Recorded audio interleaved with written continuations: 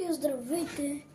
Ние ще правим прическата или косата на Чен Кут Карате Кид, като ще ни трябва само един гребен.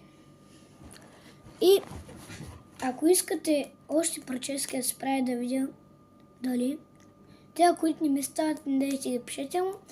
А които искате, например, ако искате някой друг филмчи, който ми стана за мене, някой прическа, ми пишете в коментарите. Така, за целта ще ни трябва такова гребен. Панда. Добре. И сега почваме. Първа стъпка. Правим се така надолу. Аз така ще ходя в чешите надолу.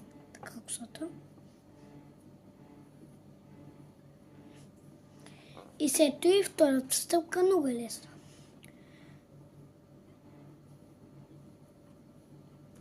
Трябва някак се така да съберем. Тата е така ли беше? Да. Точно така. Такова ще го. И това е точно косата на Ченка. Тук е събрата, а моята е точно е така разбъркана. Пишете за някои други известни личности в филма. Ай, чао, Карате Кид! Ба! Ай!